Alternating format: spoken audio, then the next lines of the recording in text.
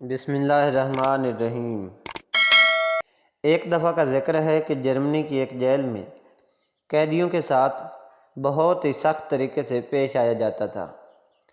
اسی جیل میں ایک قیدی تھا جس کا نام شمیدت تھا اور اسے بہت لمبے عرصے کے لیے قید کی سزا دی گئی تھی۔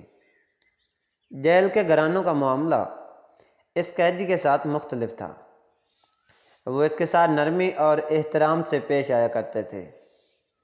باقی قیدی بہت حیران ہوتے تھے، یہاں تک کہ سب نے یہی گمان کر لیا کہ شمیدت جیل والوں کا ایک ایجنٹ ہے اور وہ ہماری باتیں ان تک پہنچاتا ہے، اس لیے نگران اس کے ساتھ برا سلوک نہیں کرتے۔ دوسری طرف شمیدت ہمیشہ قسمیں کھا کھا کر انہیں یقین دلاتا تھا کہ وہ صرف اور صرف ان کی طرح کا ایک قیدی ہے اور جیل کے نگرانوں کے ساتھ ان کا کوئی تعلق نہیں، مگر باقی قیدی اس بات کو جھوٹا سمجھتے تھے اور کہتے تھے کہ اگر تم جاسوس نہیں ہو تو پھر ہمیں اس بات کا سبب بتاؤ جس کی وجہ سے نگران تمہارا احترام کرتے ہیں اور تمہارے ساتھ اچھے طریقے سے پیش آتے ہیں۔ شمیدت کو انہیں سچ بتانے کے سوا کوئی راستہ دکھائی نہ دیا۔ اس نے سب قیدیوں کو جمع کیا اور ان سے پوچھا، تم لوگ اپنے ہفتہ وار خطوط میں کیا لکھتے ہو؟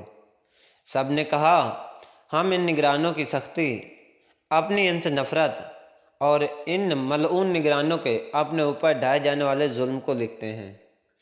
شمیدت مسکرایا اور کہا، مگر میں اپنی بیوی کو لکھے جانے والے اپنے ہفتہ وار خطوط کی آخری سطور میں نگرانوں کے حسن سلوک کے بارے میں لکھتا ہوں، حتیٰ کہ بعض نگرانوں کے نام لکھ کر ان کی تعریف بھی کرتا ہوں۔ قیدی شمیدت کی بات سے بہت حیران ہوئے۔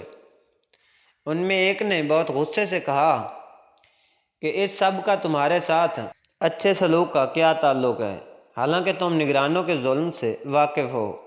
شمیدت نے کہا، او عقل مندو، ہمارے خطوط جیل سے اس وقت تک باہر نہیں جاتے جب تک نگران انہیں پڑھ نہ لیں۔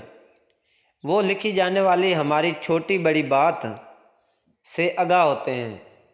وہ تم لوگوں کی نفرت کے بارے میں بھی جانتے ہیں۔ اب تم لوگ اپنے خطوط لکھنے کا طریقہ بدلو، پھر دیکھو کیا ہوتا ہے۔ اگلے ہفتے سے قیدی بہت حیران ہوئے کہ نگرانوں کا سلوک شمیدت سمیت تمام قیدیوں کے ساتھ بہت ہی برا ہو گیا۔ شمیدت بہت حیران ہوا اور سب قیدیوں کو جمع کر کے پوچھا کہ تم لوگوں نے اپنے خطوط میں کیا لکھا تھا؟ سب نے کہا کہ ہم لوگوں نے یہ لکھا تھا کہ شمیدت نے ہمیں ایک نیا طریقہ بتایا ہے کہ کس طرح نگرانوں کو دھوکہ دیں اور ان کا اعتماد اور رضا حاصل کرنے کے لیے اپنے ہفتہ وار خطوط میں ان کی جھوٹی تعریفیں کریں۔ اس طرح کی مزید دلچسپ ویڈیو سننے کے لیے میرے چینل کو سبسکرائب لازمی کیجیے۔